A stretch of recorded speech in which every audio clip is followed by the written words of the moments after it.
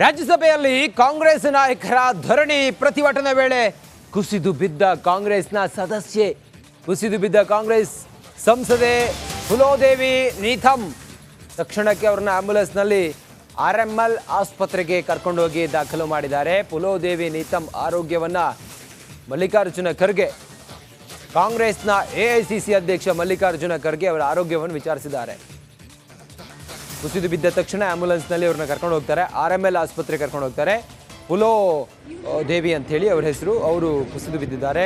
ಮಲ್ಲಿಕಾರ್ಜುನ ಖರ್ಗೆ ಅವರ ಆರೋಗ್ಯವನ್ನು ವಿಚಾರಿಸಿದ್ದಾರೆ ಅನ್ನೋದ್ರ ಬಗ್ಗೆ ಈಗ ಮಾಹಿತಿ ಸಿಗ್ತಾ ಇದೆ. ಫುಲೋದೇವಿ ನೀತಮ್ ಅವರ ಹೆಸರು.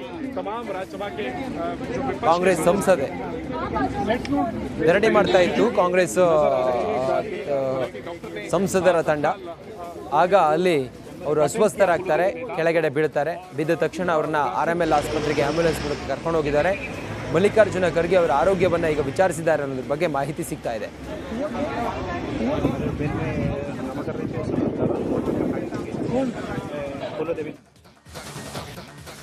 ರಾಜ್ಯ ಕಾಂಗ್ರೆಸ್ನಲ್ಲಿ ಸಿಎಂ ಬದಲಾವಣೆ ಸಂಘರ್ಷ ಜೋರಾಗಿ ನಡೀತಾ ಇದೆ. ಈ ಮಧ್ಯೆ ಮಲ್ಲಿಕಾರ್ಜುನ ಖರ್ಗೆ ಭೇಟಿಯಾಗಿದ್ದಾರೆ ಸಿದ್ದರಾಮಯ್ಯ. ಸಂಜೆ ಬೆಂಗಳೂರಿಗೆ ಬಂದಿರುವ ಡಿಸಿಎಂ ಡಿಕೆ ಶಿವಕುಮಾರ್, ಎಐಸಿಸಿ ಅಧ್ಯಕ್ಷ ಮಲ್ಲಿಕಾರ್ಜುನ ಖರ್ಗೆ ಅವರನ್ನ ಮುಖ್ಯಮಂತ್ರಿಗಳು ಭೇಟಿಯಾಗಿದ್ದಾರೆ. ಸಿಎಂ ಡಿಸಿಎಂ ಸಂಘರ್ಷಕ್ಕೆ ಮಲ್ಲಿಕಾರ್ಜುನ ಖರ್ಗೆ ಮದ್ದೆರೆದ್ರ. ಮಲ್ಲಿಕಾರ್ಜುನ ಖರ್ಗೆ ಅವರನ್ನ ಸಿಎಂ ಭೇಟಿಯಾಗಿದ್ದಾರೆ.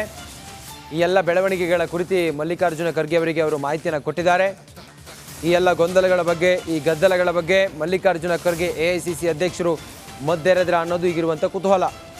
ಮಲ್ಲಿಕಾರ್ಜುನ ಖರ್ಗೆ ಅವರನ್ನ ಮಾನ್ಯ ಮುಖ್ಯಮಂತ್ರಿ ಸಿದ್ದರಾಮಯ್ಯ, ಡಾಕ್ಟರ್ ಜಿ ಪರಮೇಶ್ವರ್ ಸೇರಿದಂತೆ ಕಾಂಗ್ರೆಸ್ನ ನಾಯಕರು ಭೇಟಿಯಾದಂಥ ಸಂದರ್ಭವನ್ನು ಗಮನಿಸ್ತಾ ಇದ್ದೀರಿ. ಮಲ್ಲಿಕಾರ್ಜುನ ಖರ್ಗೆ ಅವರನ್ನು ಭೇಟಿಯಾಗಿ ಈ ಎಲ್ಲ ವಿಚಾರವನ್ನು ಅವರಿಗೆ ತಿಳಿಸಿದ್ದಾರೆ. ಮಲ್ಲಿಕಾರ್ಜುನ ಖರ್ಗೆ ಈ ವಿಚಾರ ಏನಿದೆ, ಈ ಗೊಂದಲ ಏನಿದೆಯಲ್ಲ, ಸಿಎಂ ಕುರ್ಚಿ ಗದ್ದಲ, ಅದಕ್ಕೆ ಮದ್ದೆರೆದ್ರ ಅನ್ನೋದು ಏನು ಹೇಳಿದ್ರು ಅನ್ನೋದು ಈಗಿರುವಂಥ ಕುತೂಹಲ.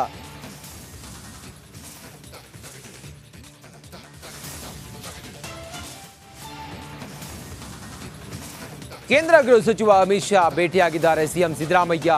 ರಾಜ್ಯಕ್ಕಾಗಬೇಕಾದ ಯೋಜನೆಗಳ ಬಗ್ಗೆ ಸಿಎಂ ಸಿದ್ದರಾಮಯ್ಯ ಮನವಿ ಮಾಡಿದ್ದಾರೆ. ಅಮಿತ್ ಶಾ ಅವ್ರ ಜೊತೆಗೆ ರಾಜ್ಯದ 5 ನಗರಗಳಲ್ಲಿ ಸೇಫ್ ಸಿಟಿ ಯೋಜನೆ ಜಾರಿಗೆ ಒತ್ತಾಯವನ್ನು ಮಾಡಿದ್ದಾರೆ.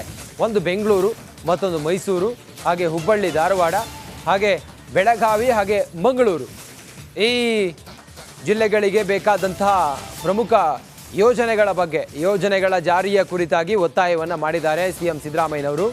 ಕಲಬುರಗಿಗೂ ಕೂಡ ಸೇಫ್ ಸಿಟಿ ಜಾರಿಗೆ ಒತ್ತಾಯವನ್ನು ಮಾಡಿದ್ದಾರೆ.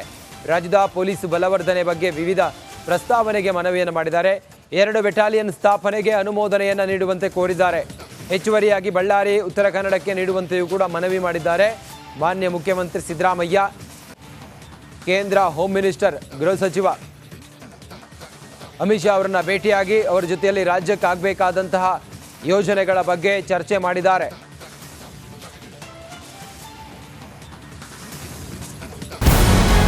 ನಮಸ್ಕಾರ, ಕರ್ನಾಟಕ ಪ್ರೈಮ್ ಟೈಮ್ಗೆ ಸ್ವಾಗತ. ನಾನು ಜಯಪ್ರಕಾಶ್ ಶೆಟ್ಟಿ. ಇಡೀ ಕರ್ನಾಡು ಇವತ್ತು ರೆಬೆಲ್ ಆಗಿ ನಿಂತಿದೆ. ಈ ಹಗರಣಗಳನ್ನು ಸದನದಲ್ಲಿ ಪ್ರಸ್ತಾಪ ಮಾಡಲು ಕೂಡ ಕಾಂಗ್ರೆಸ್ ಹಿಂದೇಟು ಹಾಕಿದ್ದೇಕೆ? ನಿಮ್ಗೆ ಸಂಬಳ ಅದಕ್ಕೆ, ನಿಮಗೆ ವಾಹನ ಅದಕ್ಕೆ, ನಿಮಗೆ ವೆಪನ್ ಅದಕ್ಕೆ, ನೀವು ಅದನ್ನು ಸೆರೆ ಹಿಡಿಬೇಕಾಗಿತ್ತು. ನೀವು ವಿದ್ಯುತ್ ಬರ ಇದೆ ಅಂತ ಹೇಳ್ತಾ ಇದ್ದೀರಿ, ಎಲ್ಲಿ ಬರ ಇದೆ ನೀವು ಹೇಳಬೇಕು. ಪಾಕಿಸ್ತಾನ್ ಆಕ್ಯುಪೈಡ್ ಕಾಶ್ಮೀರ್ ಅದು ಎಂದೆಂದಿಗೂ ನಮ್ಮದು. 40 ಮೆಷಿನ್ಗಳು ತಂದಿತ್ತು ನೋಟ್ ಎಣಿಸುವುದಕ್ಕೆ, ಅದೇ ಹಾಳಾಯಿತು. ಮಥುರಾದ ಗಲಾಟೆ ಇದೆಯಲ್ಲ, ಅದು ಸ್ಥಳೀಯವಾಗಿ ಕೂತು ಪರಿಹರಿಸಬಹುದಾದಂಥ ಕಾನೂನಿದೆ. ಗ್ಯಾರಂಟಿ ಯೋಜನೆಯಿಂದ ನಷ್ಟ ಆಗಿದೆ, ಲಾಭ ಆಗಿದೆ, ದಯವಿಟ್ಟು ಹೇಳಿ. Dawood Ibrahim most wanted criminal ಯಾವಾಗಾದ ಅಂದರೆ ಇಲ್ಲಿ ತನಕ ಭಾರತ ದೇಶದಲ್ಲಿ ಓರ್ವ ದಲಿತ ಪ್ರಧಾನಿಯಾದಂಥ ಇತಿಹಾಸವೇ ಇಲ್ಲ. ರಿಪಬ್ಲಿಕ್ ವರ್ಲ್ಡ್ ಆಪ್ ಇದು ಕೇವಲ ಅಪ್ಲಿಕೇಶನ್ ಅಲ್ಲ, ಸಮಗ್ರ ಸುದ್ದಿಗಳ ಸಂಪರ್ಕ ಮಾರ್ಗಕ್ಕೆ ಕ್ರಾಂತಿಕಾರಿ ಬದಲಾವಣೆ. ರಿಪಬ್ಲಿಕ್ ವರ್ಲ್ಡ್ ಆಪ್ ಕೇವಲ ಸುದ್ದಿ ಅಪ್ಲಿಕೇಶನ್ ಅನ್ನ ಪರಿಚಯ ಮಾಡ್ತಾ ಇಲ್ಲ, ಬದಲಾಗಿ ಡಿಜಿಟಲ್ ಸುದ್ದಿ ಬಳಕೆಯ ಹೊಸ ಯುಗಕ್ಕೆ ನಾಂದಿ ಹಾಡ್ತಾ ಇದೆ. ಇದೊಂದು ಬ್ರೇಕಿಂಗ್ ನ್ಯೂಸ್, ಪ್ರಭಾವಶಾಲಿ ಕಾರ್ಯಕ್ರಮಗಳಿಗೆ ಗಟ್ಟಿಯಾದ ವೇದಿಕೆ.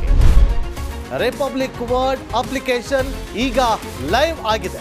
ಗೂಗಲ್ ಪ್ಲೇ ಸ್ಟೋರ್ ಮತ್ತು ಆಪಲ್ ಆಪ್ ಸ್ಟೋರ್ ಎರಡರಲ್ಲೂ ಲಭ್ಯವಿದೆ. ಈಗಲೇ ಡೌನ್ಲೋಡ್ ಮಾಡಿ.